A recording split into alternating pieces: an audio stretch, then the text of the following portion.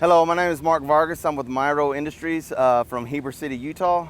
Today we'll be demonstrating how to do a takeoff, field takeoff on a ammonia anhydrous system. First step, when we get up onto the facility, the roof, if we do not have a roof plan available, we want to sketch out the roof layout of the utilities that will be taken off on that roof section or area. What we want to do is lay out a template of what the piping or utilities are in this area which will be our tag A. So we'll identify how many pipes there are. There's 1, 2, 3, 4, 5 pipes. So on our takeoff sheet, we'll write or draw out the template of the piping. When measuring the height off the roof on a sloped roofing system, whether it be 1/4 on 12, 1 on 12, 2 on 12, we always want to measure each side of the support, especially if it's a wide support, because there'll be a difference between one side and the other. This particular roofing system looks like a 1/4 on 12. So on this side of the support, we have 11.5 inches. We have 48 inches of width, of the total width, and on the other side of the support, we have 12.5. So we want to be able to point that out so we get our hangers in the right placement when we're designing the support for this particular area. The first place we want to start getting the diameters of each type of pipe and identify what type of pipe it is and the contents of the pipe. So our first pipe here is an ammonia anhydrous, which is a non-insulated pipe. It's a bare pipe. We'll grab the diameter of the pipe. So Tater, on that first circle, we want to put 2.5 and write BP on there on top, which stands for bare pipe. Second pipe, it's an insulated pipe, 6-inch diameter. Third pipe, 4.5 inch diameter. Fifth pipe, 12-inch diameter. And we have a conduit, a 1.5 inch conduit. After getting diameters of the piping, we want to get an overall width.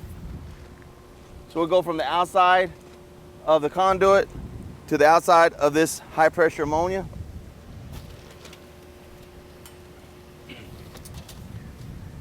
"44 inches.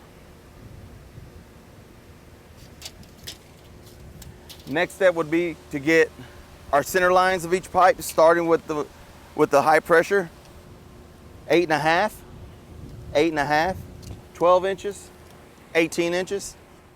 The next we'll do the height off the roof, and we want to go from the top of the roof membrane to the bottom of the pipe.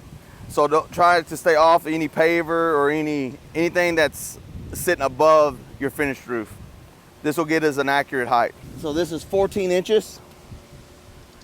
Okay, once we have got our first tag, which is tag A consisted of a high pressure, low pressure, high pressure, low pressure, and conduit line.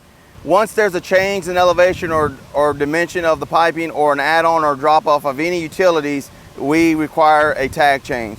So since our diameter of piping changed here, our next tag will start on the next support, which would be B. So our first tag is A. We have a dimension change here. Our next tag will be B. Once we identified the next tag, we want to do all the same measurements that we did for the previous tag. So we want to get all the measurements of diameter of each pipe, the total width, the center lines of the pipe, and the height off the roof. 2.5, 6. Once we've got all of our measurements, we want to measure out the quantity of the supports we need for this section of tag. So we get our first tag. There's a couple ways we can do this. We can measure with our tape every 8. These are every 8 foot on center, so we would go with the existing spacing. So we could measure each support. We can measure it out with the tape. We could walk it off. And when I say walk it off, if you know how many steps you take per 8 foot or 10 foot, you can walk it off with your steps, or you count ribbons. Ribbons are the straps on the insulation. They're usually 12 inches apart. So if you don't have a tape, we can count ribbons. Every 8 ribbons we want to support. So here we're going to start here. This is our first B support. I'm going to walk it off. Every three of my steps are 8 foot. So I would start here with tag 1, B1, 1, 2, 3 would be 2. 1, 2, 3 would be 3.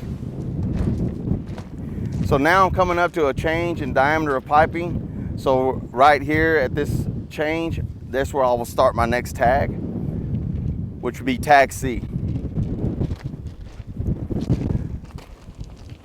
So from tag B to tag C, I have a total of 18 supports. My first tag C would start right past the change in diameter of piping. Tag C, same process, getting all the dimensions for diameter, total width, center lines, and height off the roof. Well, we want to make sure when we're dealing with ammonia or any type of utilities, when we come to a control valve station, we want support on either side of the station, regardless of the spacing. Whether it's 2 foot, 3 foot, or 4 foot, it's a high load area. So we want to always put a support before and a support after the control valve station. Here we have come to another increase in it, or decrease in diameter. It's a decrease in the insulation. So we would start our tag D at this point. We're at 12 here. Every now and then we want to just stop and make sure we didn't pick up anything or drop anything on the way that we can't see on the other side of the piping. So we're at 14 here. I have a change in the insulation size here, and so it'll change my diameter of the pipe. And the reason we do this because it's going to determine whether, if we're using clevis hangers or a roller hanger, it'll determine what size of hanger we need. If we were doing a DS type support or a trapeze type support, it wouldn't be as crucial or critical of a measurement. But per design from the engineer, if it needs to be hung or suspended with a roller or a clevis hanger, we need to get that measurement for the design department to do their job. We're at tag E now. We're going to go through the same process of getting all of our measurements. The reason we're changing tags here is we have a increase in insulation, so it's increasing my diameter of piping. So I will start a new tag at this point, and we will have a tag F at the very end here. It's a termination. So we'll do a quantity of 1, and it's a regulator. It looks like, but it needs to be supported.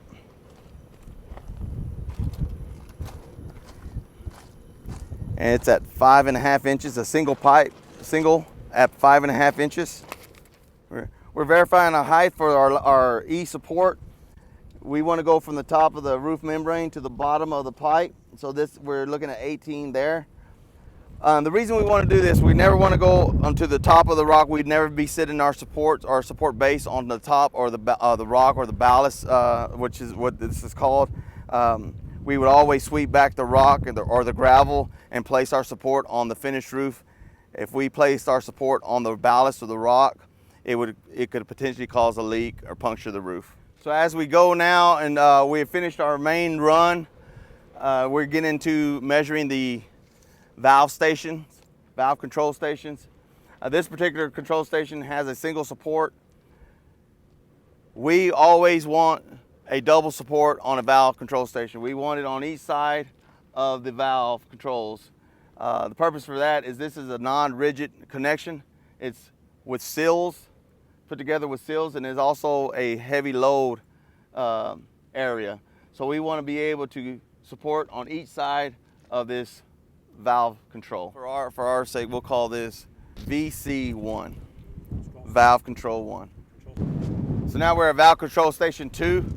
We're going to get all the critical measurements that we did in valve control station 1, which is the diameters, center lines, the overall width, and the height off the roof. So valve control station 3, similar to valve control station 1 and 2, our diameter dimensions stayed the same. We want to verify the overall width and the height off the roof. We want to make sure when we are identifying the supports around any one of the valve control stations, there are any type of other utilities that are connected to an existing support, we need to notate that. So there we have a junction or a pull box for electrical that's attached to the existing support. So we want to note that on our takeoff so we know that we need a place for this box to attach to our support once it's installed.